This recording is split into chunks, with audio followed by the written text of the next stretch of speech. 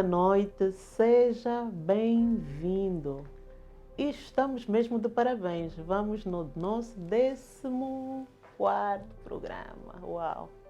Eu estou muito feliz, é que vocês nem imaginam o trabalho que dá envolver aqui profissionais de alta qualidade, prepararem esses conteúdos que nós temos estado a trazer, a nossa equipa sempre pronta para apanhar a nossa conversa, dar a qualidade necessária. Então, eu me sinto particularmente feliz. 14 programas, uau! Estamos todos de parabéns. Hoje é mais um podcast de arquitetos, vocês já sabem, aqui nós desmistificamos mesmo todos os assuntos que têm a ver com a produção de espaço. Nós falamos desde o urbanismo até as edificações. E atenção, não pense que Arquitetos é um programa só de arquitetos do ponto de vista da profissão.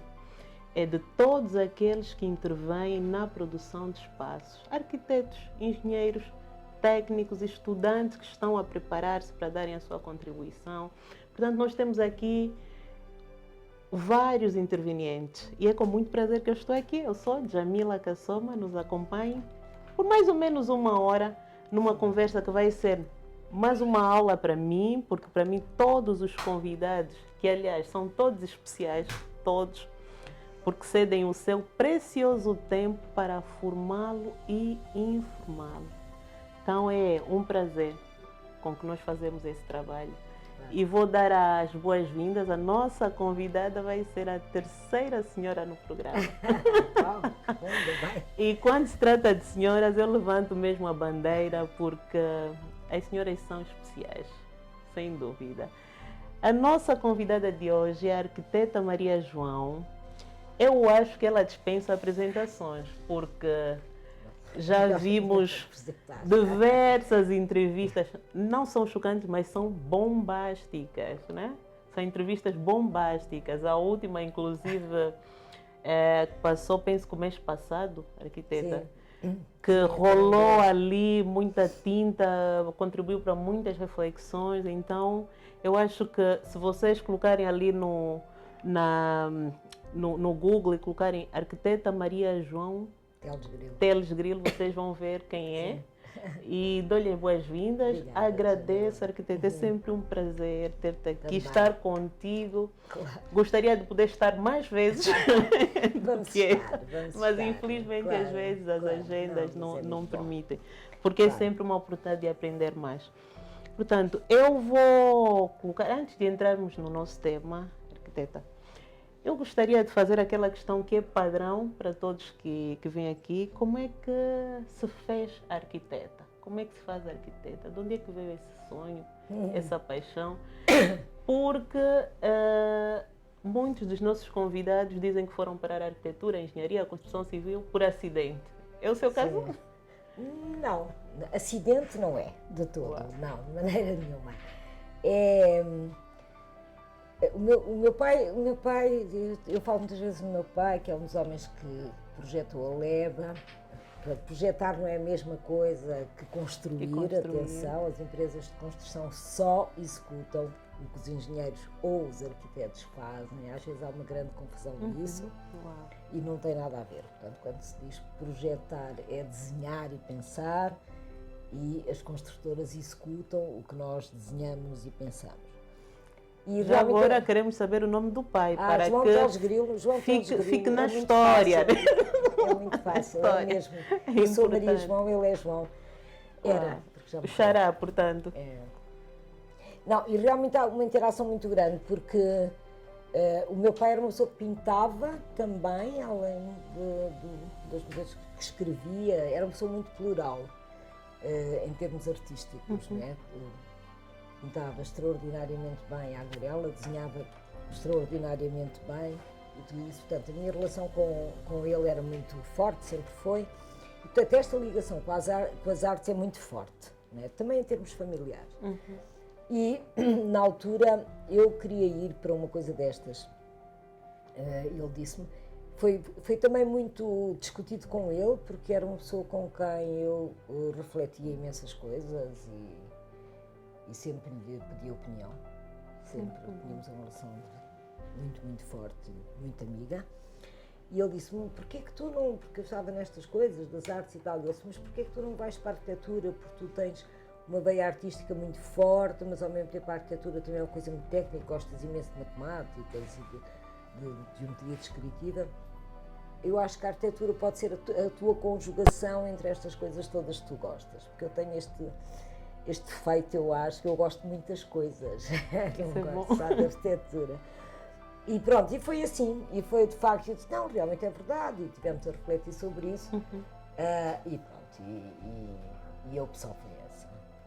Estudou na Faculdade de Arquitetura de Lisboa? Sim, sim, porque na altura não havia. Do técnico? Não.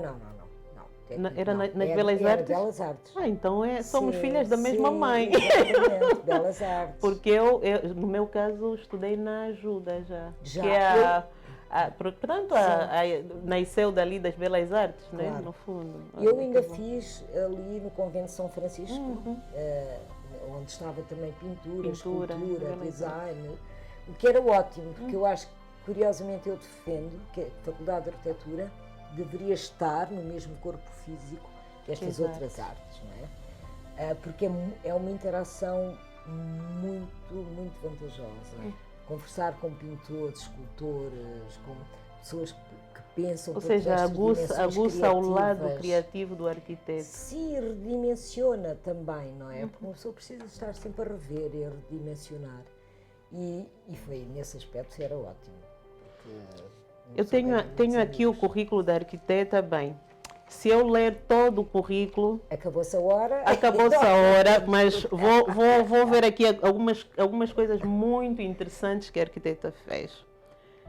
É doutoranda em urbanismo, sim, altamente necessário aqui para a nossa realidade. Está afiliada a uma série de associações de arquitetos de Angola, Portugal, africanos, a União Internacional de Arquitetos também, o Conselho Internacional de Arquitetos da Língua Portuguesa, sim, que está de parabéns o nosso colega Lionel, Angola ali a liderar agora a CIALP. Exatamente. Atualmente faz consultorias do ponto de vista independente. Consultorias, sim. Já esteve ligada ao ensino. Eu dei 20 anos aulas de arquitetura. Metodista, Agostinho Neto, portanto deve haver aí do outro lado muito arquiteto que tenha passado. Sim, e eu acredito que tem boas referências da arquiteta Maria João. Sim, é investigadora, acho que eu conheço mais essa sua veia da investigação, porque várias vezes me deparo com textos que vai produzindo, artigos e de grande valor. Portanto, e agora está aí com desafios que já esteve aí a dizer muito interessante, né? Que não sei se é o momento, mas certamente, se quiser falar um bocadinho, não quero mais. Sim, eu também projeto, quer dizer, eu não pus aí porque a lista é muito extensa grande, de trabalho, realmente. E quero ter um currículo assim. Há 4 livros, todos eles feitos em colaboração, isso também é importante, além dos artigos e das entrevistas e dos papers, enfim, essas coisas. Sim, eu acho que é muito difícil não parar permanentemente para refletir, no caso da arquitetura e no caso do urbanismo. Ou seja, a produção de investigação é essencial. Eu acho que, por exemplo, todas as faculdades, aqui não se faz, mas em muitas faculdades, e sobretudo as faculdades anglo-saxónicas, têm essa questão, quer dizer, todos os seus professores têm que produzir reflexões e editar. É quase que uma obrigatoriedade. Não é mesmo. Não pode não ser, não ser. Isso é fundamental, porque são revisões permanentes em relação ao que vamos pensando, em relação a acompanhar as transformações do local onde estamos ou dos locais para onde projetamos, porque não temos só que projetar para um sítio, podemos projetar para vários sítios de outros países, é o meu caso. E pronto, mas cada local exige arquiteta internacional, temos que valorizar mas os locais precisam disso, que paremos para pensar. Para refletir, para estudar, para propor, e essa evolução permanente é fundamental, não é? Portanto, eu, por exemplo, sou uma pessoa que defendo, e defendi durante muito tempo, que além dos os professores das escolas deveriam ter a absoluta obrigação de produzir reflexão e Eu creio que na nossa investigação. realidade, não só das instituições de ensino superior, até mesmo do ensino de base também, Sim, todo seria o ensino, importante não é? ter essa cultura. Exatamente. Eu acho que isso que está a dizer é muito sensível, porque é preciso sempre parar, pensar, analisar, ir tirando conclusões. As conclusões mudam, nós somos seres evolutivos, estamos sempre esta coisa, porque é igual. Não, ainda bem que não somos iguais, ainda bem que nos estamos sempre a transformar e, sobretudo, ainda bem se pudermos, se estivermos sempre a evoluir, não é? Portanto, eu acho que isso. Não, só por uma questão, no caso das faculdades, eu, por exemplo, defendo que, tirando professores de algumas cadeiras teóricas, como a teoria da arquitetura, ou a história da arquitetura, ou a estática, portanto, mas, por exemplo, as pessoas que dão estruturas são pessoas que têm que ter projeto, são pessoas de terreno. A arquitetura não é uma coisa bidimensional, é uma coisa que é pedra sobre pedra. E é dinâmica, só se realiza quando nós construímos. Nós podemos pensar, nós podemos desenhar. Essa é a nossa base. Mas se isso ficar na gaveta, até onde é que somos arquitetos? Podemos ser também um ato reflexivo de outra maneira. Mas o principal propósito, quer do urbanismo, quer da arquitetura, é materializar-se. E para materializar-se, tem que construir, tem que ter terreno, tem que ir para o local. O local é um E tem que se impor, né? Na minha opinião, também temos que nos impor, temos que conquistar o território. Eu digo, esta questão da imposição, para mim, tem sido também alvo de reflexão, porque nós estamos num contexto onde não se fez da arquitetura ainda uma cultura, um pensamento, assim, parte do dia a dia da reflexão diária. Então, mais do que nunca, aqueles que produzem, né, arquitetura ou construção civil devem comunicar, ensinar. Não, e é isso que nós... É justamente o que vamos ter aqui hoje. Na realidade, vamos começar a entrar para o nosso tema, que é um tema que eu diria desafiante para a nossa realidade. Porque é a base, no fundo, de tudo, do suporte, né, da vida. Aqui. Eu poderia dizer até o suporte básico de vida. O suporte básico de vida. Portanto, o nosso tema de hoje, que faz parte do trabalho de investigação da arquiteta Maria João, tem a ver com infraestruturas técnicas e sociais. Exato.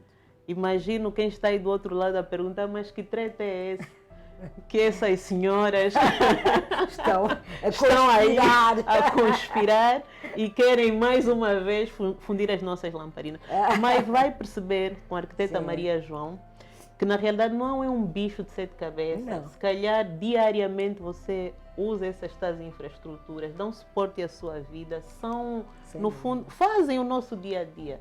E mais do que o nosso dia a dia, fazem acontecer a vida, né? O seu bom funcionamento ou mau funcionamento.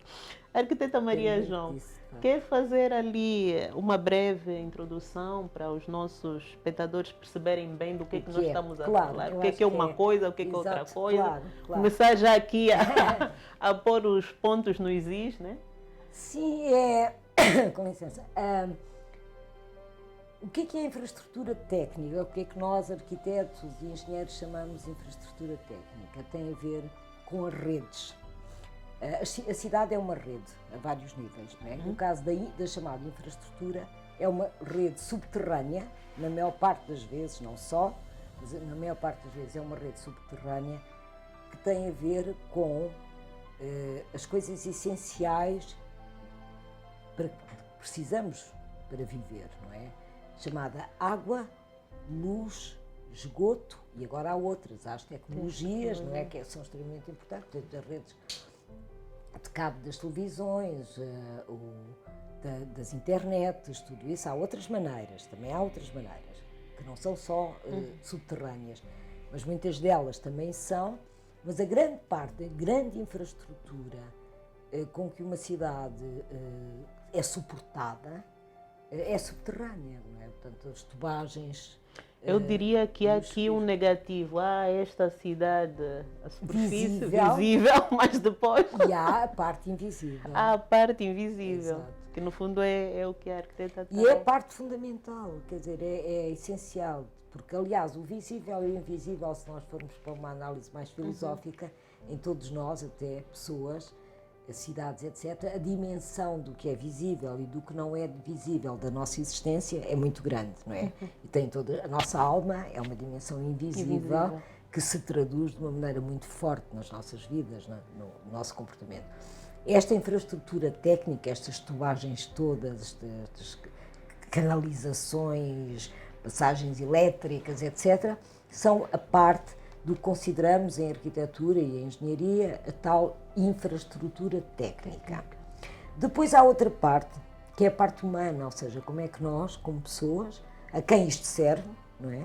E para quem é absolutamente fundamental, é muito condicionadora, as redes são muito condicionadoras numa cidade, quer elas sejam as humanas e sociais, quer elas sejam as técnicas.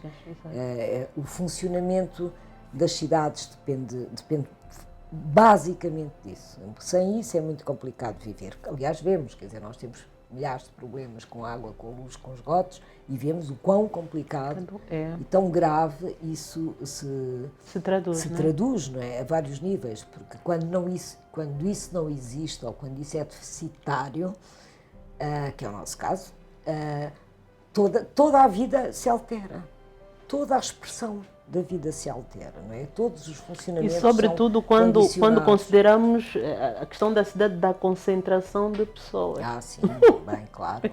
Sim, claro que se for no meio rural é mais simples. Agora, uma cidade, e nós estamos, Luanda é absolutamente crítica, quase que tem 1/3 da população angolana. É ali onde eu gostaria de entrar, naquilo que foi a sua investigação, do ponto de vista das infraestruturas técnicas. Qual é o diagnóstico que faz da nossa cidade de Luanda? Que no fundo depois vamos ter reproduções destas mesmas características, se calhar em outras cidades de Angola.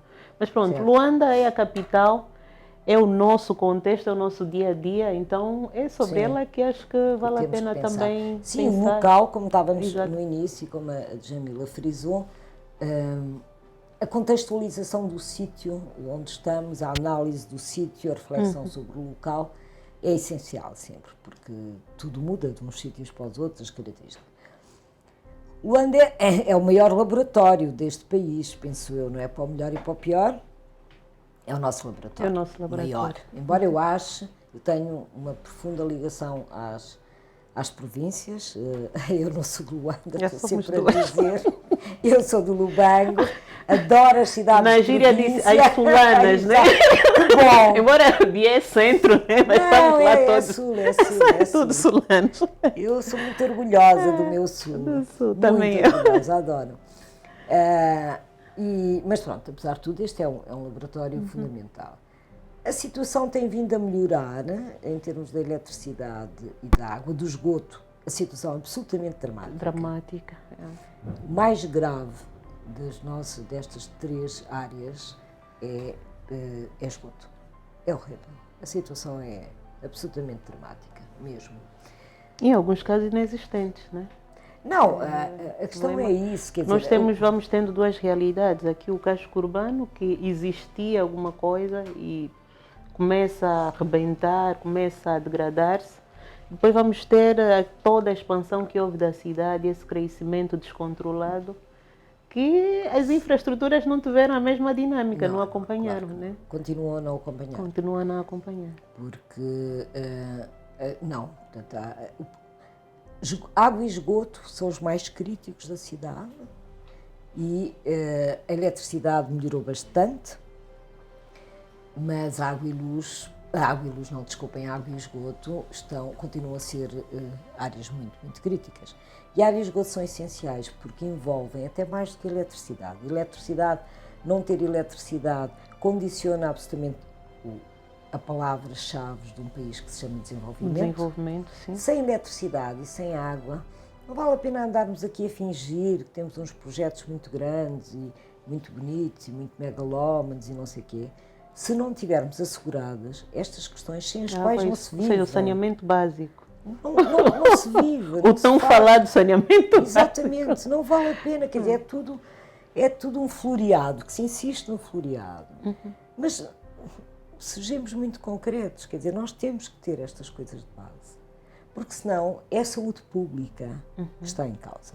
Sem esgoto e sem água é saúde pública, é a limpeza das cidades, é a higiene pessoal das pessoas, dos esgotos, é os enormes problemas. Eu até iria um bocadinho mais adiante, que é mesmo a questão do impacto ambiental. Também, né? Depois. Porque se as nossas cidades vão crescendo em edifícios e a rede, por exemplo, de esgoto não acompanha esse desenvolvimento, nós vamos ter aí contaminações Não, é muito terríveis, grave. né? Não, é porque depois, quer dizer, isto, como uma cidade é sempre uma rede entre várias coisas, nada pode estar ligado, não é? Por exemplo, eu sou uma das pessoas que defendo muito esta questão de saber ou não gerir o que é uma rede. Porque não se pode dizer, agora vamos tratar da água, e agora vamos tratar da eletricidade, e agora vamos tratar de esgoto, ou agora vamos tratar da habitação, e agora da escola, e agora dos hospitais. Não. Porque se uma pessoa vir, todos nós, qualquer pessoa normal, precisa disto tudo em ligação.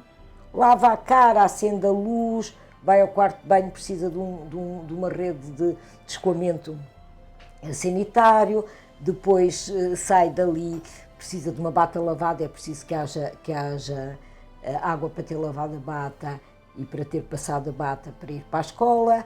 Depois, se não há isto, vai fazer um caminho até à escola completamente contaminado, num caminho que muitas vezes é absolutamente trágico, com dejetos, com urinas, com águas sujas, crianças cujo trajeto é este, que depois chegam a uma escola, se não há água, não lavam as mãos, como é que podem pegar num lápis e num papel branco. Quer dizer, tudo é uma rede, portanto, nós não podemos dizer, depois adoecem, e é a questão do hospital, depois a escola, pronto. Ou seja, a gestão de uma cidade é saber gerir todas estas coisas entrelaçadas.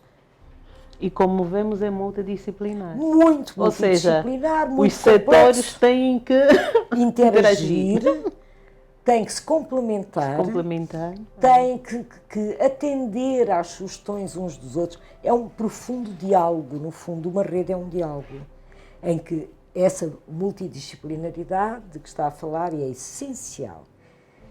Tem que estar toda a ser ligada, interligada, com uma interação permanente. Eu quero chamar aqui uma atenção.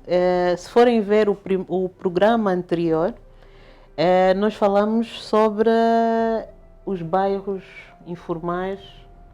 E isso tem a ver, parece que não, tem a ver também com as questões que nós estamos a falar aqui. Claro. Esta necessidade de existir uma rede de suporte. E é ali onde eu vou colocar essa questão da minha arquiteta Maria João. Nós temos um tecido informal, ou uma cidade, os MUSECs, né? Atualmente com cerca de 70%, 80% da área de Luanda. É verdade, 5/6. Exatamente. Isto é uma ervilha, onde estamos, isto é uma ervilha. Toda a gente fica muito incomodada porque eu chamo, isto é uma ervilha, isto é 1/6 da área metropolitana. Agora, quando nós olhamos para essas realidades e fazemos o paralelismo com essas questões de infraestruturas técnicas, que Sim. é, se calhar, o maior problema dessas áreas, como é que olharia numa possibilidade de solução? Porque aqui nós vamos ter diversos fatores. Temos o problema, claro. Temos que não existe, a malha urbana, já vimos no programa passado, que tem a ver com a estrutura, como os edifícios estão dispostos sobre o território, que é muito densa, muito compacta, quase que não existem arruamentos. Que caminhos é que nós podemos traçar, né? Enquanto também investigadores, contribuições que podemos dar para que possa ser resolvido esse problema. Porque eu já tive oportunidade, eu gosto muito de olhar nos olhos quando vou conversando com as pessoas, e os olhos têm uma particularidade, expressam.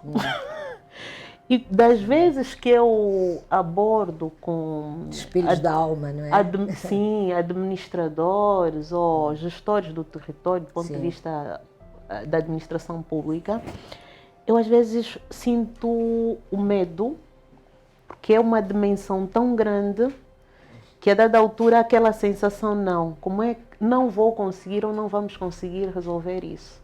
Porque o problema é tão grande. Enquanto arquiteta, quais são os caminhos que já refletiu com os seus botões? Tenho refletido muito, tenho escrito também muito Sim. sobre isso, não é? Aliás, eu sou bastante Facebook. Somos duas. E publico várias coisas. E no outro dia publiquei que no dia da independência, no nosso 11 de novembro, eu fui para um bairro que se chama Tira a Pistola, onde passei o dia. Todo mundo dizia onde, mas eu ando imenso nos bairros, com este estado de branca, não tem problema nenhum, mas não tem problema nenhum. Curiosamente, ao contrário. Mas é lá onde nós fazemos sentido, né? Eu eu costumo dizer, não, o desculpa, arquiteto eu não não quero faz saber, sentido em não. áreas organizadas, Sim, urbanizadas. não, Nós fazemos. eu aliás, sempre pelos defendi bairros, isso. claro. O lugar do arquiteto é No terreno. no terreno. Claro. No terreno com Sim. problemas, porque tem que pensar Exatamente, soluções. exatamente. E a pessoa não vai pensar soluções sobre um problema que desconhece, né? Exato, mas esse é o nosso problema. A distância. É que se pensam soluções Distância. à distância sem se conhecer. Sem a conhecer. realidade. Eu tenho batido muitas vezes nesta tecla, como, enfim, quem lê os meus artigos, porque realmente não se parte da realidade, parte-se de uma ficção qualquer, de um país que não é o nosso, de uma cidade que não é a nossa, desculpem, é um autismo assustador. Quando me fala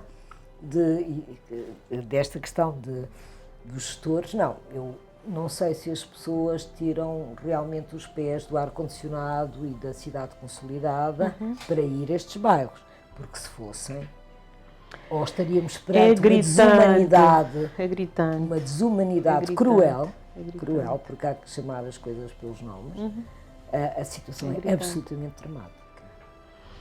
E soluções, claro que há soluções, nós não somos o único país do mundo que tem situações tão...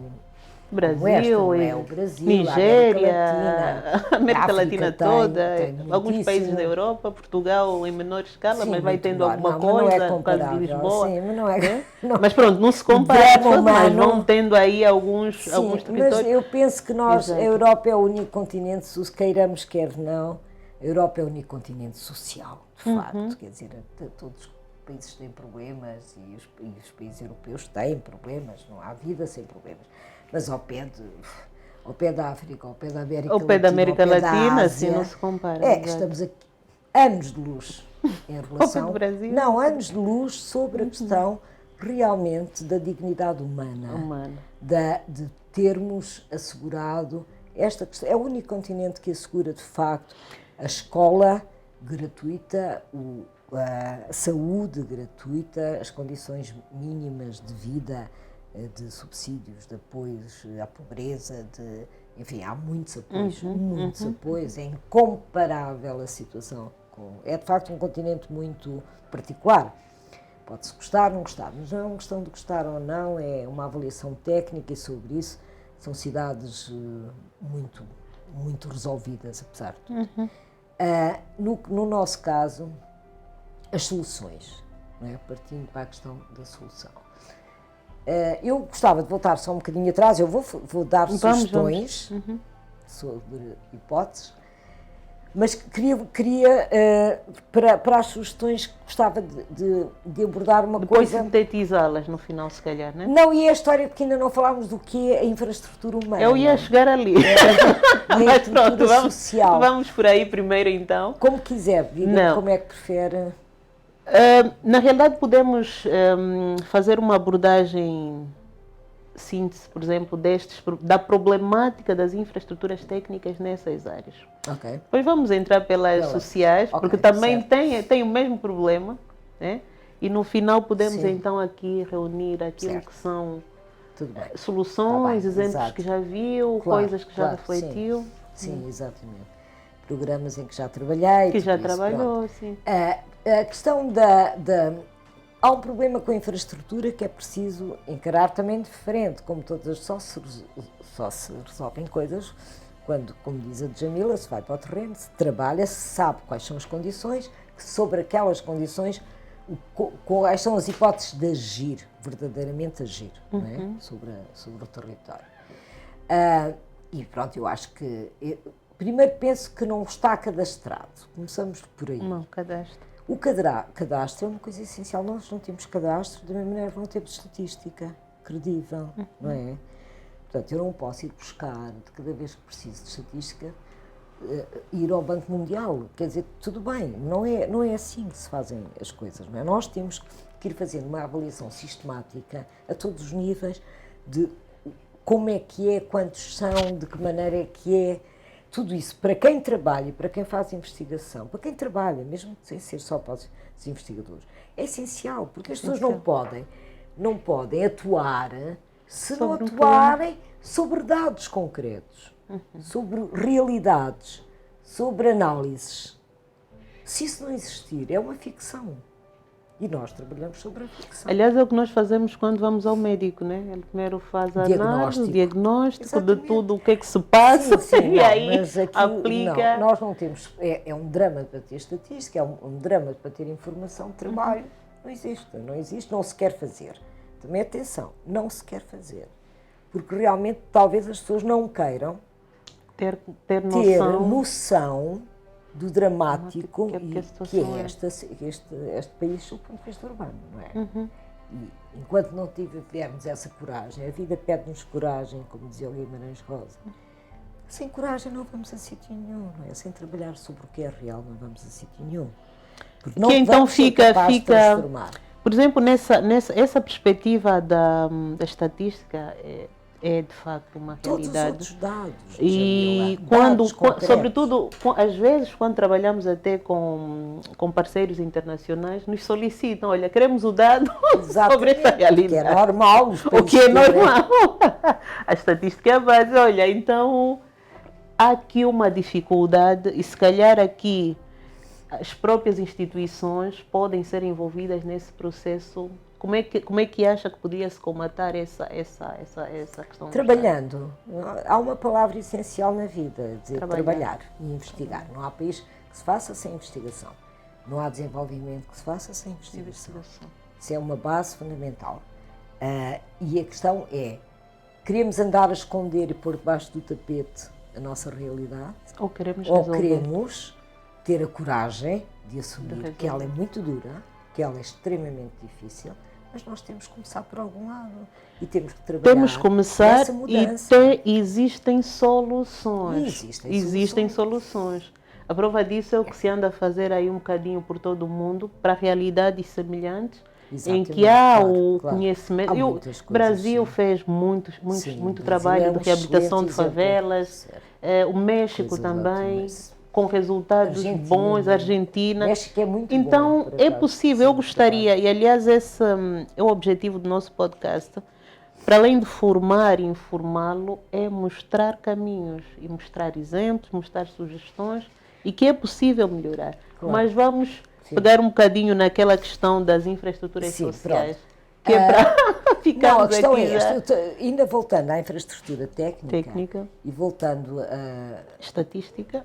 Realidade. Coisa que me aflige é achar que aqui se constrói mentalmente, em termos de discurso, a vida como se fosse uma nuvem, uma coisa que não tem os pés na terra, completamente. E nesta não tem, não é? E tem a ver com o seguinte, já se sabe que a infraestrutura é cara. Isso temos que, quer dizer, cá está, há que assumir as coisas, pôr em cima das mesas, preços, valores, coisas, para encontrar soluções, como dizem, que é evidente. A infraestrutura e até a própria investigação de soluções mais económicas. Exatamente, né? mas o caso da Índia, por exemplo. E é por aí, exatamente. Há uma série de países que a Índia é um bom exemplo para questões de saneamento básico. Excelente. Há países asiáticos, chamemos assim, tem tido imensa investigação nesse sentido. A América Latina, como falou, para mim são os dois polos mais fortes exato. De geografias, neste caso de continentes, em que há um grande trabalho de investigação, só pode haver, para encontrar soluções, que têm a ver com compromissos, soluções de compromisso locais. Investimento para investigação, porque a investigação também não se faz a zero, né? Por exemplo, na questão do Brasil, é interessante, a nível do Orçamento Geral do Estado, o valor que se investe, por exemplo, para a investigação ligada ao agronegócio. Exatamente. É um investimento brutal. E os resultados mostraram depois a montante, né? O que aconteceu. Hoje é um dos países, para alguns produtos, exportadores mais importantes do mundo, né? Então, a investigação é seguramente uma das bases para... A investigação é a base, não é? Exatamente para isso. Primeiro, é assim, eu acho que não trabalhamos com os parceiros certos. Nós somos poucos, a estimativa neste momento é que sejamos 34 milhões, para aí, não é? Portanto, não sei se para o ano vai haver ou não censo. Ou seja, não devia ser muito difícil a partida resolver. E não é. Não estamos a falar de 100 milhões de habitantes. Exatamente. Não é, exatamente. Isso é a tal questão da estatística. Já esse princípio é um bom princípio, é pensar, quer dizer, dar de comer, enfim, dar trabalho. As pessoas têm que trabalhar. Dar trabalho às pessoas e resolver problemas para 34 milhões de pessoas não é nada de extraordinário, não é? Ok, é crítica à situação, é sim senhor, a Holanda então é absolutamente desastrosa, mas é possível de uma maneira que é o seguinte, eu vou defender aqui uma teoria que tem a ver exatamente com as várias soluções que países como a Índia e com vários países da América Latina, entre os Méxicos, o Brasil, a Argentina, produzem, porque têm problemas muito semelhantes. Já agora, Maria João, não esqueça que vai dizer, eu vou deixar aqui um alerta aos nossos espectadores. Pesquisem esses países, né? Porque o importante também é desenvolver aqui a cultura da investigação, né? Dúvida, enquanto sociedade, né? A gente às vezes investiga tanta coisa que... Ou não investiga, passa o tempo a ver que não agrega nada. Imagens. Então, que tal começarmos? A arquiteta está aqui a lançar um conjunto de ideias interessantes, países que têm o mesmo problema, que têm investido na investigação para soluções. Bangladesh que tal também... é um grande país neste momento, com arquitetos incríveis.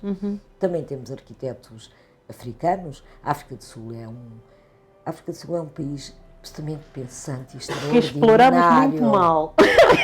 E está aqui tão próximo. Sim, temos mesmo até para a tecnologia dos materiais de construção. Porque são muitos complexos políticos. Nós temos que nos desempoeirar muito. Porque há muitos países, por exemplo, o norte da África, sob o ponto de vista das arquiteturas da terra, tem coisas extraordinárias.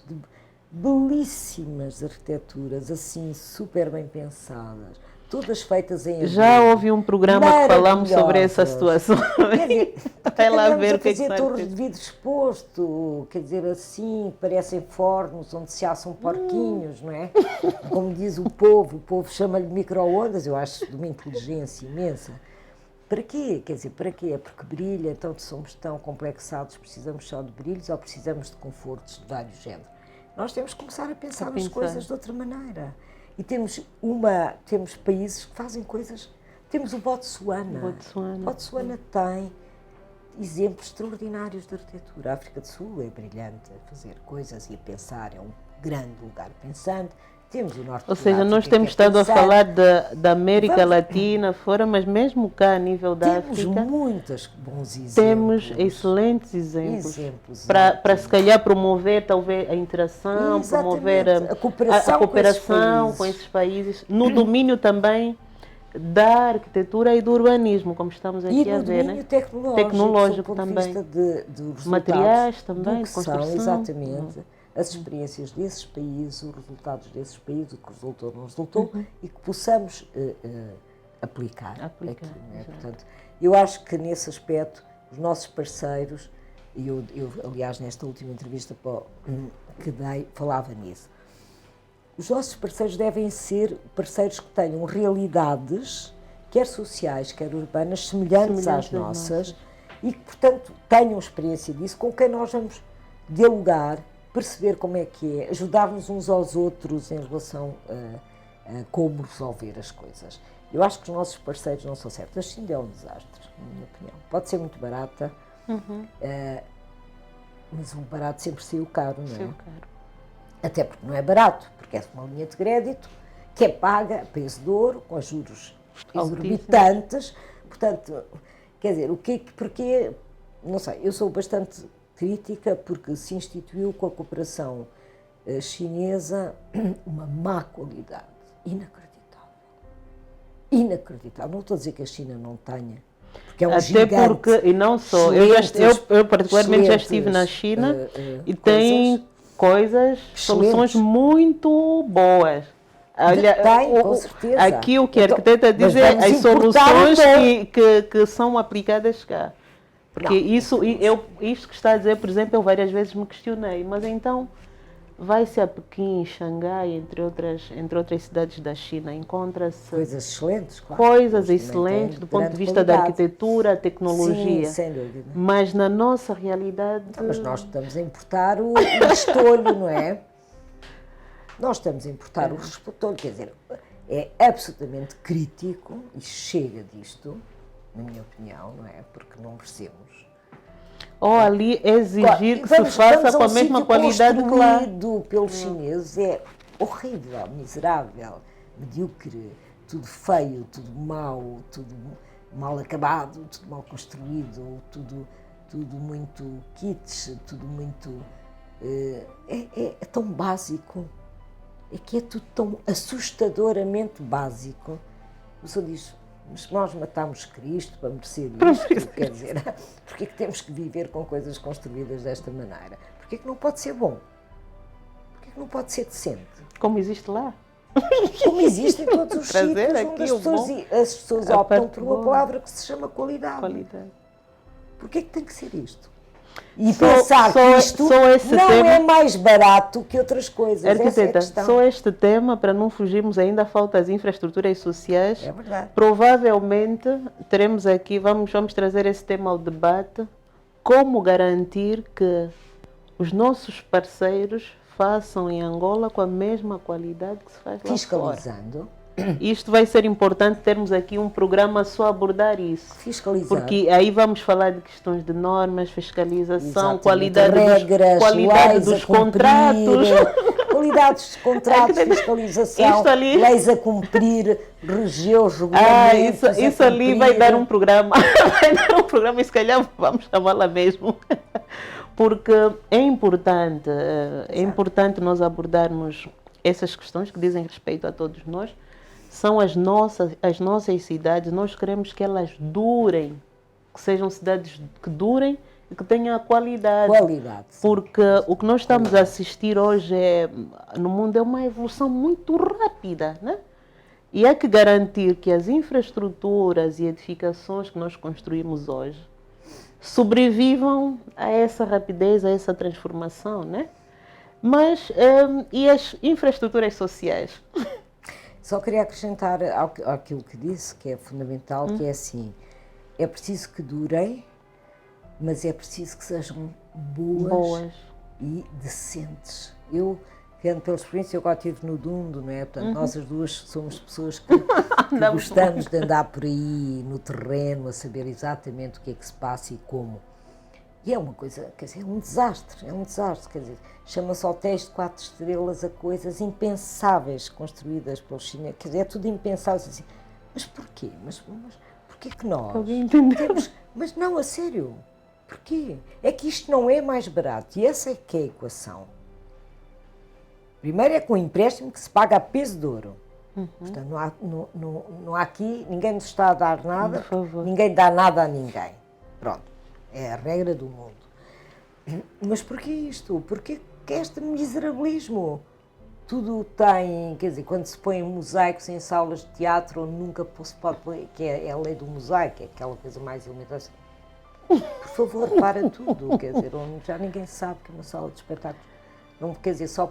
É horrível, é uma ignorância e isto nós temos que reverter. Temos que reverter. Porque nós não podemos baixar tanto que não saibamos, nem mereçamos viver em lugares de qualidade. De qualidade. Porque merecemos. E isso eu queria dizer. Quer dizer, é que nós merecemos qualidade. E mais, os angolanos sabem muito bem o que é bom, têm um grande apreço pela qualidade. E, portanto, esta coisa não pode continuar assim, neste desnível já. Não é? Fica aqui o compromisso de termos um programa para abordarmos melhor esta questão, porque outros temos países, mesmo. Outras Porque o que é que se passa? Às vezes copia-se, as pessoas habituam-se a estas formas de construir e vão copiando e reproduzindo as pessoas têm que a má pensar qualidade. primeiro, não é? E esse programa é mesmo para isso, é Refletir. para informá-lo e educá-lo. Mas e as infraestruturas sociais? Pronto.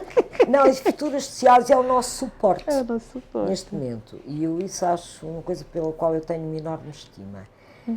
Porque é o seguinte, falando de Luanda, estamos a falar particularmente de Luanda, onde temos tão graves problemas sob o ponto de vista da infraestrutura técnica, sobretudo na água e no esgoto, mais até do que na eletricidade neste momento. O que é que acontece? Quer dizer, quando as instituições nacionais, porque estas coisas são governamentais, porque a infraestrutura formal e técnica é uma responsabilidade do Estado, em qualquer sim. país do mundo. Quer dizer, pronto, é tal história. Quando ela não acontece, o que é que nos sobra? Sobra-nos aquilo que as pessoas, com o seu engenho e com a sua criatividade, são capazes de fazer para conseguir transformar. E, de facto, há uma coisa que é absolutamente extraordinária, porque senão as pessoas já tinham morrido. As pessoas vivem com uma falta de qualidade, com uma precariedade, num estado de sobrevivência muito grande, não é? Isto é muito importante, Mas essas pessoas que vivem nestas circunstâncias, e são milhões, a estatística, neste momento, eu gosto muito de estatísticas, são é a base 20 da milhões, vida, estatística. São 20 milhões dos 34. Ou seja, é a maioria populacional. Estas pessoas inventam mecanismos de interajuda entre elas, de forma a garantirem o mínimo para poderem viver, a todos os níveis, de partilha. A palavra fundamental dos nossos bairros, que se chama há muitas maneiras, há quem chame sexo, há quem chame bairros, há quem chame informais, bem, há muitas formas, acho que apesar de tudo não é tão importante assim, em que a partilha e a interação são o dado essencial da sobrevivência. Eu não estou a falar de viver. Sobreviver. Há muitas pessoas nesta cidade, dos 10 milhões praticamente que vivem nesta cidade, que não vivem. Chamando as coisas pelos nomes. Sobrevivem. Ou seja, neste momento, toda a gente que quer saber, que tem interesse em ter os olhos abertos sobre uma realidade que é a nossa, sabe que há muita gente a lutar para comer uma refeição por dia. Não é? É muito grave a situação. Agora, estas pessoas têm esquemas de interação que são a rede de suporte. A rede que não se faz sob o ponto de vista institucional e formal, que devia assegurar isso, devia saber gerir todas estas interligações. Se formos analisar e estudar e usar como casos de estudo exatamente a informalidade, encontramos esta rede desta interação fundamental, porque sem isto eles não viviam. Porque isto é que garante a vida. O que garante vida é a rede de interação e partilha. E é disso que a maior parte das pessoas que vivem em Luanda, ou uma percentagem, portanto, o que é estimado é que aqui nesta ervilha, eu gosto de lhe chamar, É uma ervilha. esta ervilha tem 2 milhões e, portanto, estamos a falar de quase 8 milhões de pessoas. Quer dizer, então essa é que é a cidade. Essa é que é a nossa realidade. E estas pessoas ajudam-se imenso, umas fazem uma coisa, outras fazem outras levam e até quando nós entramos para ali, as outras emprestam ao início do dia. E essas soluções, quando se entra nos bairros, é visível, né? Os quichiquilas, desculpa, etc. É uma rede extraordinária. É uma rede social muito, muito grande. Uma pessoa diz, ok, é uma rede que é extremamente positiva. Por exemplo, a propósito de investigação devia ser francamente estudado isto. Claro que estamos a falar de uma rede que só tem como objetivo, não consegue, porque as pessoas economicamente não têm mais poder para isso, garantir sobrevivência. Mas pensemos que a rede que está por trás do que é visível, cá estão as partes invisíveis, e funcionasse com mais dinheiro, porque as pessoas são muito pobres, não é? Portanto, daria resultados incríveis. O que se pode fazer com estes exemplos como modelo são incríveis. Se ultrapassarmos esta parte visível da pobreza que as pessoas não querem ver e que estão sistematicamente a fechar os olhos e a dizer não, os pobres, não sei o quê, cheiram a pobre, etc. Se ultrapassássemos esta rejeição da nossa realidade e olhássemos como por esse fator de não sermos muitos, quer dizer que é possível resolvermos mais rapidamente. Com humanismo. Com humanismo. Com realmente amor pelas coisas, pelo país, com patriotismo, realmente com patriotismo. Pegar, dizer, deixa-me cá ver como é que eles fazem. Vão daqui para ali, juntam, não sei quem leva os bidões até como ali. Como é que as crianças são cuidadas, se as mães vão vender, como é que funciona essa rede de suporte. Uma pessoa que sai de manhã sem dinheiro, onde é que se vai abastecer provisoriamente, em pequenas quantidades, de alguém que fia, que é um termo muito antigo, não sei se ainda se diz fiar. Como é que garantem ter um mínimo para sobreviver de alimentos, vai dali, né? Vai vender, depois devolve. Quer dizer, é absolutamente incrível. Ou seja, muito tema de investigação para sociólogos, psicólogos, arquitetos. Exatamente. Quer dizer, isto não é um trabalho, que não pensem que é um trabalho exclusivo de arquitetos, não é? Isso é um trabalho de todos, é um trabalho de investigação que tem que se unir esforços, multidisciplinar. Entra aqui pessoal ligado à economia também, questões de estatística, antropólogos, sociólogos, geógrafos. Então, eu acho que fica aqui uma chamada, psiquiatras, porque a saúde mental do país não está bem. Eu acho que fica aqui a chamada ação. Isso é uma chamada ação, não, arquiteta? Isso é uma chamada para ação.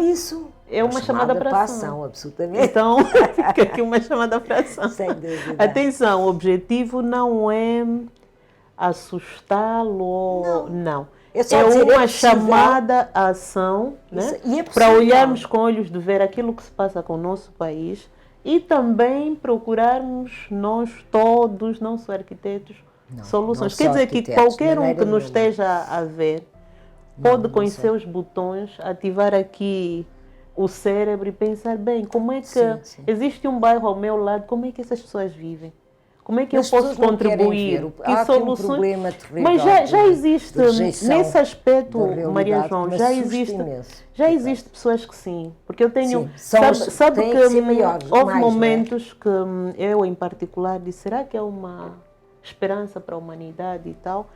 Mas, felizmente, tenho estado a ver ações de pessoas que o fazem... Sim, mas são muito pontuais. Não aparecem, não mostram. Sim. Desde essa questão que vai abordar da infraestrutura social, sim.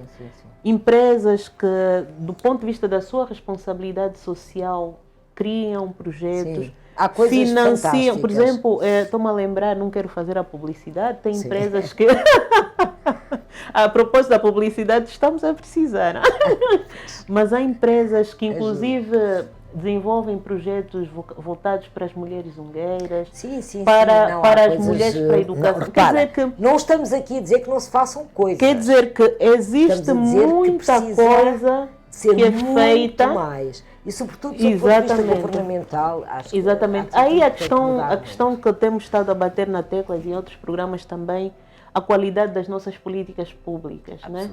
E depois o incentivo à investigação, isso é fundamental. Sem dúvida. Mas estas redes, estas infraestruturas sociais, arquiteta, temos, não temos? Temos. São o quê?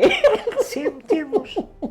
Não, temos essa infraestrutura, porque a única maneira de, se formos estudar o caso desta cidade, como é que 8 milhões de pessoas que vivem numa situação de pobreza ainda não morreram todas. Não têm água, não têm luz, não têm esgoto, não têm dinheiro, não têm comida, não têm emprego. Como é que estas pessoas sobrevivem? E sobrevivem. E eu acho que a nossa resiliência foi testada ao máximo na Covid. Nós somos uns heróis. Na Covid. Eu costumo dizer, As pessoas quando nascemos, não, é fabuloso. não nos venham ensinar sobre resiliência. É Isto verdade, aqui, de todo. Não nascemos sabendo, né? Eu sempre digo... Até histórico. É verdade, sem dúvida. Meu Deus. A resiliência do africano é histórica. Sim. Pois, mas somos essas... um povo heróico e generoso. Não, Eu eu tenho uma profunda admiração, profundíssima admiração por as pessoas. Porque depois tem uma coisa, por exemplo, agora quando eu fui a este bairro, eu vou muitas vezes ao Questar, não é? Pode parecer às vezes estranho. Estão elegantes. Why not? Mas costuma-se dizer as aparências Imensas, enganam, não é? Pela aparência, né? Claro, sou uma pessoa muito simples. Pela aparência. Que é uma coisa absolutamente comovedora. Eu não consigo deixar de dizer isto aqui, porque é tal história de dizer... eu tenho uma grande admiração por aquilo que estas pessoas fazem, daquilo que a população faz. O respeito, né? Enorme.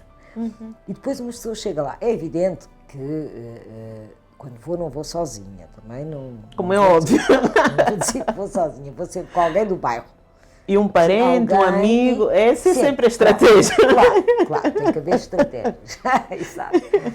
Mas depois, no meio do horror, que não tem outra palavra, não é? Do horror, do ponto de vista urbano, mesmo, da enorme pobreza da água, do esgoto, de tudo, os casebres, a miséria, é uma coisa impressionante. A dignidade que as pessoas conseguem ter no meio disto. E uma pessoa fica a pensar quão extraordinário, não é? Se houvesse uma outra atitude sob o ponto de vista das instituições públicas, das políticas públicas sobre a população. O extraordinário que estas pessoas podem fazer e ser. E eu digo isto de fundo do coração. Não é só a história, sim, toda a gente me conhece como uma pessoa muito analítica, e é um facto, mas o reconhecimento das enormes potencialidades nossas como povo são enormes. Enormes. Eu gosto de só digo isto, Deus, quanto desperdício este povo, quanto desperdício este país. De inteligência, exato, de tudo, de força. Tudo, criatividade, força, resiliência, dignidade. É incrível, coisas maravilhosas. Maria João, mas se tivéssemos maravilhosos. Se tivéssemos de pensar em caminhos, soluções para que essa rede social se cozesse a rede técnica, porque há uma interdisciplinaridade, uma interdependência entre as duas muito forte. Muito forte, e já podemos ver também, já observamos isso na sua abordagem. Quais são os caminhos? Porque eu tenho esperança que é possível e podemos começar desde hoje a fazer coisas concretas, claro, sem dúvida, que promovam realmente E tem solução. Essa diferença. Tem solução, claramente. Bem, uma das coisas que já se falou bastante aqui tem a ver com isso. Há que fazer levantamentos, há que fazer cadastros. A saber qual é a situação. Quantos são os que têm água, os que não têm luz, os que têm, os que não têm, como é que é. Portanto, é preciso perceber que a população... estas coisas todas, que população, que estratos sociais, que profissões, que número de desempregados, etc. Só se pode atacar, entre aspas, uma realidade, atacar no bom sentido, talvez a palavra não seja a melhor, ou abordar essa realidade, se soubermos caracterizar essa realidade. A título de exemplo, por exemplo, se nós tivéssemos, por exemplo, o bairro o Catambor. Sim. Vamos fazer um cadastro. Exato. Como é que essas equipas podiam ser constituídas? Que metodologias é que poderíamos usar? Bem, há coisas, há metodologias. De quem qual seria o papel, por exemplo, do Estado, o papel da sociedade? Porque hoje em dia as metodologias são muito ativas. São muito ativas e muito interativas entre as comunidades e os organismos estatais e profissionais, as três áreas, quer dizer. entre governo, entre técnicos e entre população. Entre população. O triângulo. Exatamente. Não, Triângulo da ação. claro, sem dúvida. Então já temos aqui um triângulo da ação. O Estado, exatamente. a população e os técnicos. É Esse é o fundamental. triângulo. Pronto, e a partir daqui, exatamente por isso, nós também sabemos que o Estado não tem dinheiro para tudo, nem deve sustentar tudo e tem que ter, com certeza, porque o dinheiro não é elástico, opções sobre onde poder gastar dinheiro, não é? Onde possa ser mais útil em termos...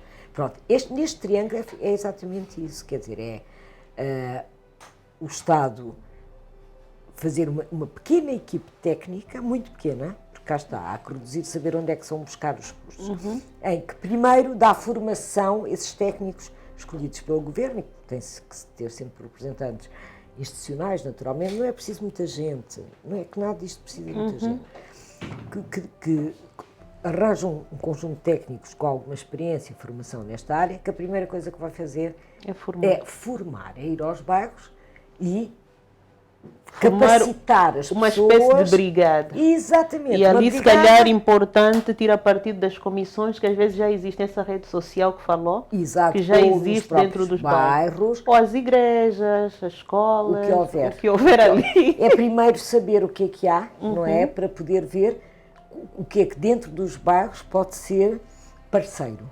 Digamos assim. Portanto, constituem-se esses parceiros e forma-se. Nós temos uma necessidade imensa de educar e formar. São duas palavras essenciais. Muito urgentíssimo para antes de ontem. Então, formar as pessoas para formar a equipe. E essa equipe, o próprio bairro, as pessoas só transformam um lugar quando se sentem partícipes dessa realidade, quando sentem que são respeitados, que também é uma coisa que anda a faltar muito em relação às comunidades, e quando sentem que é necessário preservar e transformar para o seu próprio bem. E quando as pessoas entendem onde é que está o bem, ninguém, se a mim me vierem dizer, isto é uma questão humana, se me vierem dizer, vais fazer isto, eu não perceber nem porquê, nem quais são as razões, nem o que é que eu, quanto cidadão, beneficio com isso, porquê que eu vou fazer aquilo? Por exemplo, neste exemplo que eu peguei do Catambor, a administração local formaria uma equipa técnica deles, exatamente, com o auxílio de técnicos já experientes, por exemplo, a Maria João. Qualquer, não interessa. Ou qualquer outro que domine. Pode haver pessoas de várias áreas, podem nem ser técnicas de investigação, podem não ser, podem nem ser arquitetos. De trabalho. Ou seja, consultores, por exemplo, que vão ajudar a formar essa equipa técnica da administração local, por sua vez, fazer a ponte com as organizações que já existem dentro do Catambor. Sim, por exemplo. Fazer o levantamento, provavelmente vão ensinar também a fazer coleta de dados, o registro estatístico, vão dar formação. Que não são workshops, que os workshops são uma brincadeira. São uma semana e ninguém aprende nada. Não, formação é formação, a sério, que tem que levar um tempo. Uma formação com menos de 3 meses é uma brincadeira, não é? Uma brincadeira, é gastar dinheiro, a atuar. As pessoas têm que ser formadas, têm que perceber qual vai ser o seu papel, são contratadas, têm que ser pagas, porque há que respeitar as pessoas, o trabalho tem que se pagar. Respeitar as pessoas do bairro, as pessoas fazem a formação e depois vão ser elementos dessa investigação de recolha de dados. Orientados tecnicamente, claro. Tem que ser sempre orientados tecnicamente. Depois, com essa recolha, provavelmente vão produzir um relatório sobre aquele bairro, um diagnóstico, né? Exatamente. Se existirem topógrafos, também vão recolher ali. Todos são necessários. Todos nós somos necessários para que uma cidade funcione. Nenhum de nós se pode tirar do barco. As cidades só funcionam como toda a gente perceber e incorporar dentro de si, que não há esta coisa de deitar sempre a responsabilidade para fora e dizer, não, ele que faça, a responsabilidade é só do governo, ou é só deste. Aliás, isso começa dentro de casa, do lar, né? Cada um tem o seu papel. Nós todos temos uma parte. Então, temos aqui como é que poderia ser feito esse trabalho, né? Essa é uma das metodologias. Isso para o diagnóstico. Depois há as outras fases. As outras fases. Mas é fácil, é que isto que estamos a dizer. É tudo Não, fácil, é assim, Jamila. sabe que eu pude Isso é testar, tudo tão pude fácil. testar uma experiência dessa, porque há um trabalho que fomos fazer com a Topo, aquilo foi no SUMB, de levantamentos de vias, diagnósticos, e foi uma equipa de 6 pessoas, 7 Chega, pessoas, não é preciso a muita fazer a gente. coleta de dados. Sim. Claro que não eram pessoas todas da mesma área, tinha é engenheiro, preciso. tinha arquiteto, tinha topógrafo. Exatamente, e podem ser outros E também, podem há ser geógrafos, As geógrafos geógrafos, são um excelente sim. capital. Então isso é para perceber que o capital humano precisa de ser de qualidade, não em Exatamente. quantidade. Claro. Isso para o E diagnóstico. diversificado, como disse, porque falou nesta questão da interdisciplinaridade. Sim, Isso é fundamental. há pessoas que até nem têm formações, mas têm muita experiência e que sabem muita coisa. E depois de fazermos esse diagnóstico, Ok. vamos para que fase? Vamos para a fase de identificar claramente quais são as questões e hierarquizar as questões. Perceber muito bem o que é principal e secundário, no meio das ações que têm que ser desenvolvidas. E depois, eu acredito, no caso destas situações muito dramáticas que temos, que acredito no que chamo de, eu tenho trabalhado bastante sobre isso, sobre compulturas urbanas. Eu gosto muito desta O dinâmica. Ilídio no último programa também falou um bocadinho disso. Sim, Que há é situações que são inevitáveis verdade. também, Sim, não serem... Exato.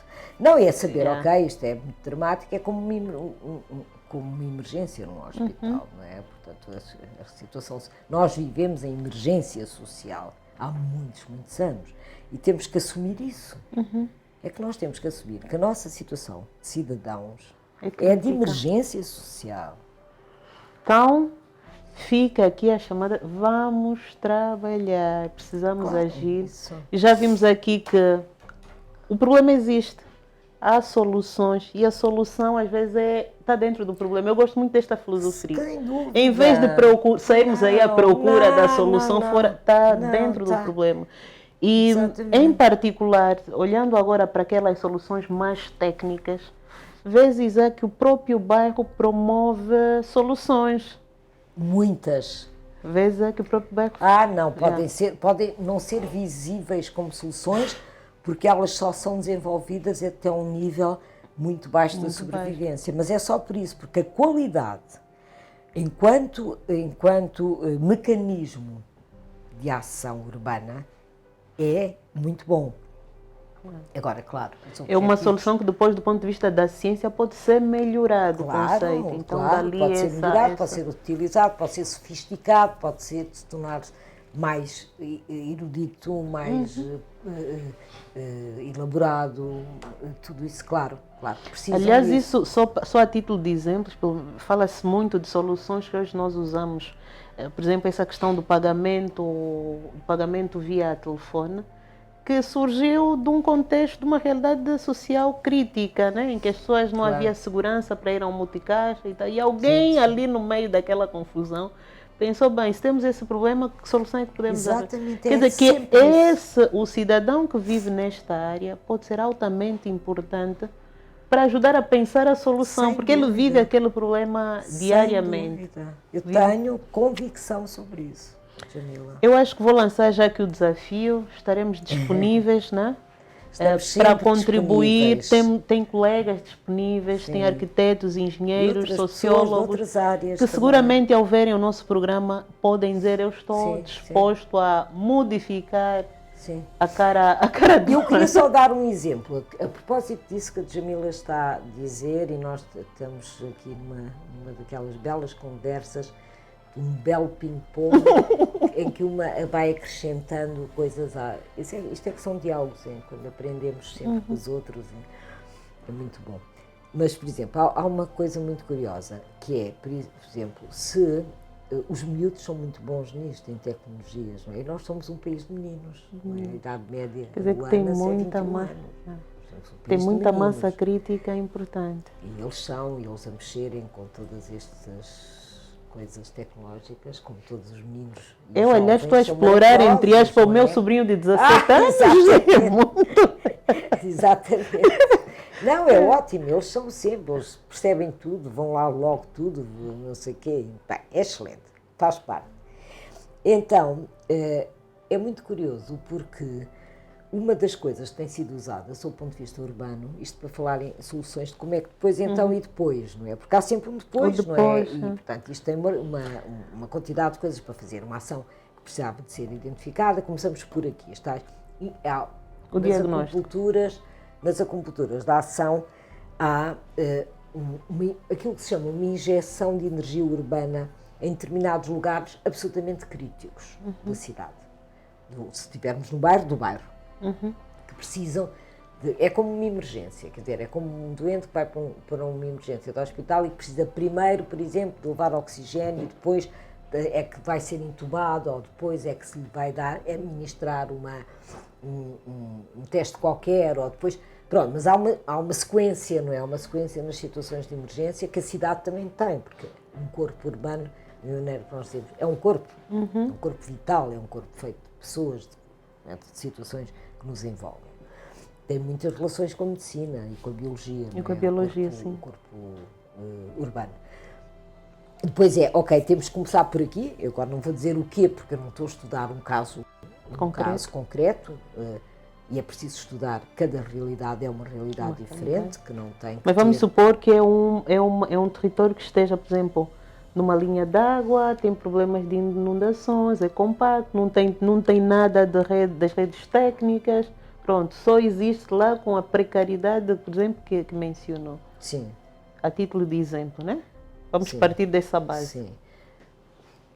Quer que eu lhe dê um exemplo de como é que isso poderia ser feito? Sim. Bem, podemos abordar. Eu continuo a dizer que não é estar a fugir da situação. Eu posso falar disso abstratamente, mas é sempre importante, porque qual é a gravidade do risco, a quantidade de pessoas que estão em risco, as habitações.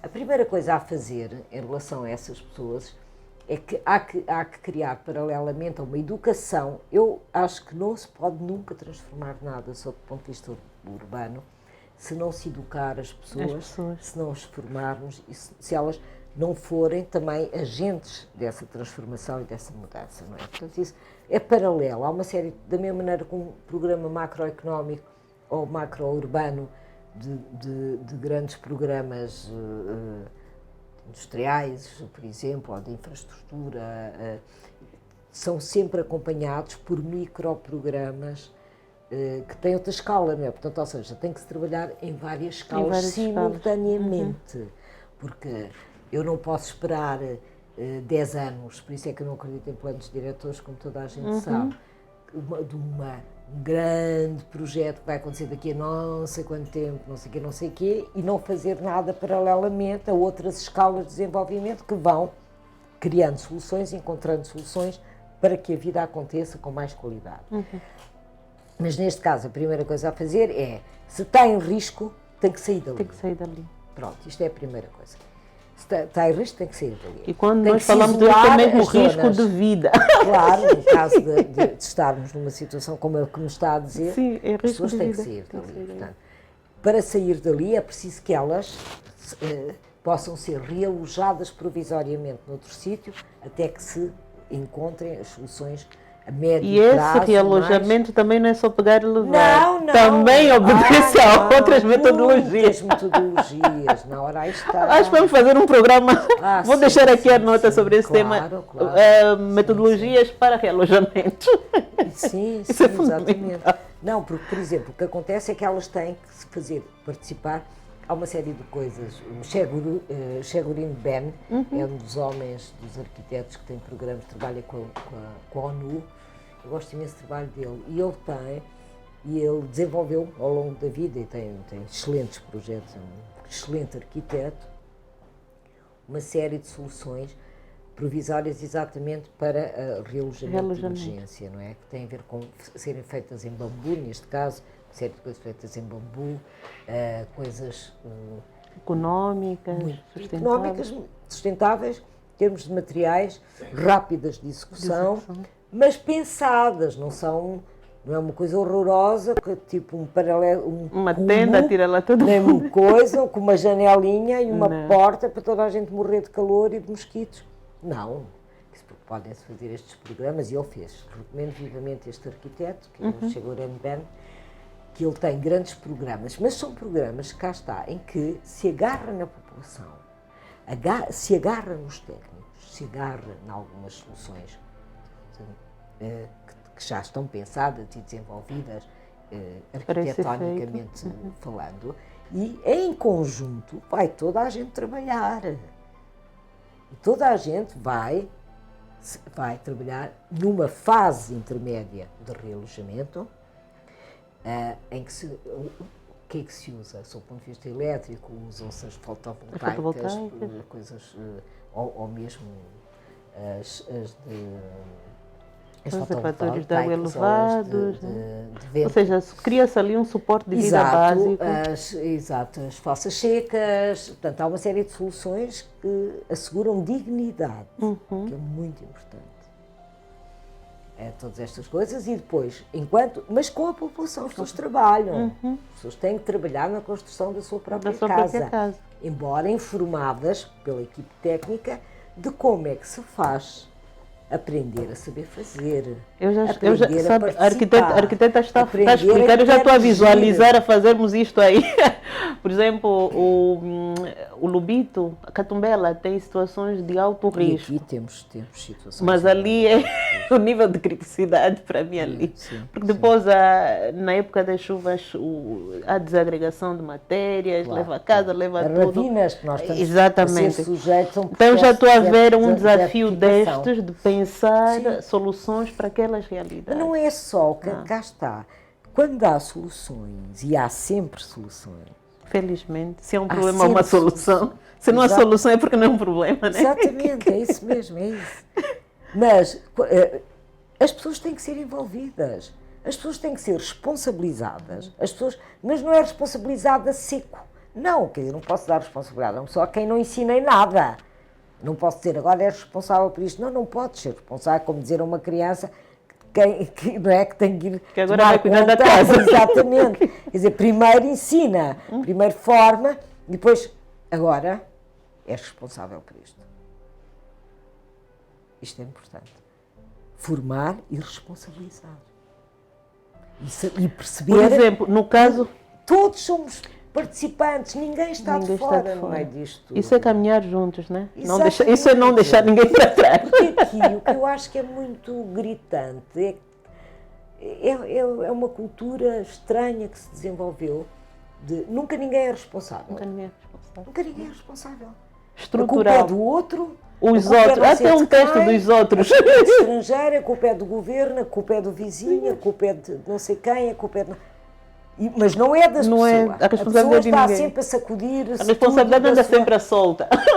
À espera de quem adota. Isto não é. Ou seja, temos que construir a cultura da autorresponsabilidade. E da autocrítica. E da autocrítica. Essas duas questões são muito importantes. Neste caso, por exemplo, há o realojamento e aquela área que fica. Vai ter que ser tratada em termos de solos. Em termos de uma infraestrutura que proteja... Se tiver qualidades para promover ali o desenvolvimento urbano, pode-se desenvolver, senão qualquer. É preciso ver que solos, isso depois depende do contexto, não é? Se é um solo extremamente arenoso, portanto é nestas situações, por exemplo, de ravinas, que tipo de solo está em causa, portanto como é que se pode trabalhar isso, tratar isso, tem que se ver. Isso depende depois do contexto físico, onde aquilo está a acontecer, não é? E, portanto, como é que é isso? Tem que se estudar a situação e perceber que, enquanto as pessoas vão sair daquela zona, podem não voltar ou voltar, pois cá está, é difícil estar a fazer uma sugestão sem uma realidade prática. Às vezes pode-se usar para outra coisa qualquer e as pessoas até não voltarem exatamente àquele sítio, depende... Às vezes pode virar um espaço público, um parque público. Eu sinto imensa falta de ter um espaço público de qualidade em Luanda. Não, as minhas filhas já estão muito crescidas, mas eu acho isso absolutamente crítico, não ter parques verdes onde levar as crianças para brincar. Algumas dessas áreas, quem sabe, podem ser libertadas e devolvidas à cidade. Nós temos que libertar a cidade. Com uma nova característica. Uma das coisas que tem que se ter a coragem de fazer nesta cidade No caso do Luanda é exatamente isso, é libertar espaço o para espaço público. Isso é fundamental. Bem, mas isto vamos abordar, eu vou pôr já uma nota, a questão do espaço público. A questão do espaço público para mim também tem que ser abordada. Não, é porque cidade é espaço público, hein?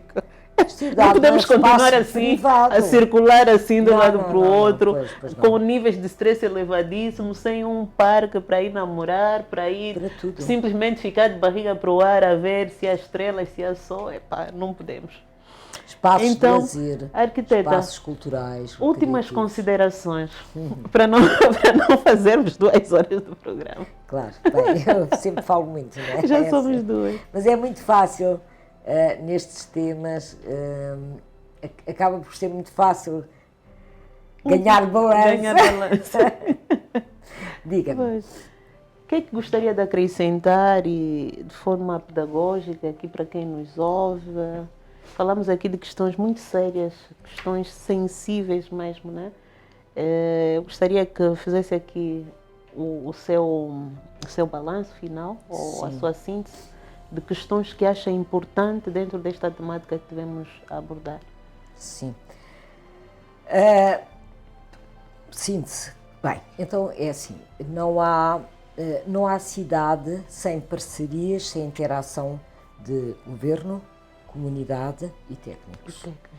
E não há cidade se todas as áreas, sejam elas esgoto, eletricidade, água, espaço público, escola, vias, transportes públicos, tudo, questões de saúde, equipamentos de saúde, tudo isto parece que não, mas tudo isto é tal rede fundamental que está absolutamente a precisar de ser ligada para que possa funcionar e que não pode ser abordada individualmente, porque não vai dar resultado. Da mesma maneira que não dá resultado quando o governo não trabalha com a população, quando o governo não trabalha com os técnicos. Só dá resultado se nós humildemente fizermos triangulações e redes entre todos, enquanto cidadãos, não deixamos todos de ser cidadãos.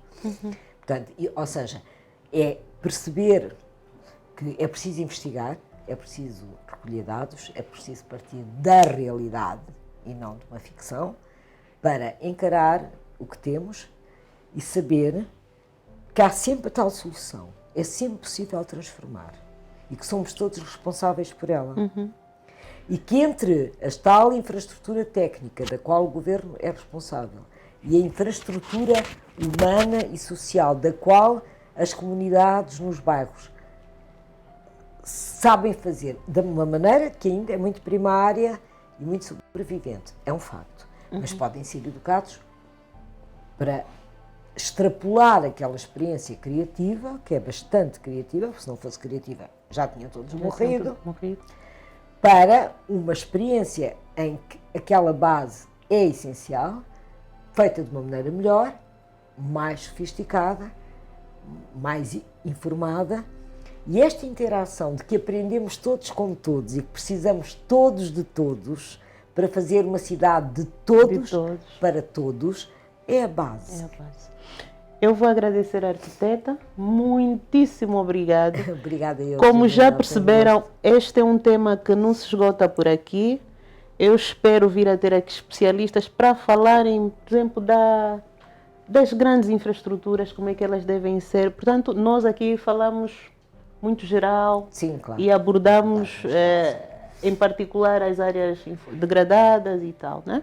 Mas isso é um tema que não se esgota por aqui. Na realidade é um convite para ficarem sempre ali do outro lado, porque mais importante do que termos aqui diversos pontos de vista é começarmos a construir esta rede, e a rede tem algo de particular, tem os pontos de convergência. Exatamente. O importante na rede para mim é isto, é que os pontos de interseção, ou seja, aquilo que de melhor tem a contribuição da arquiteta Maria João, a contribuição da Jamila, a contribuição do Osvaldo, a contribuição da Maria, enfim. Esses pontos positivos é que vão seguramente construir uma cidade melhor, Com certeza. uma Angola melhor, as nossas províncias vão ser melhor e mais do que isso, a nossa estrutura mental começa a mudar. Isso Nosso aí olhar, é fundamental. O nosso exatamente, olhar. a nossa tolerância e perceber o quanto dialogar e ouvir o outro, É importante. seja o outro quem for, é essencial. Importante. Então, eu agradeço pela vossa companhia, eu agradeço pelo vosso feedback, temos recebido excelentes feedbacks, contribuições e só me resta mesmo aqui agradecer. Muito obrigado, até ao próximo podcast. Obrigada também. Acho que Gostei muito. foi satisfatório. Arquiteto, eu só para dizer que as portas estão sempre aqui Muito escancaradas. obrigada.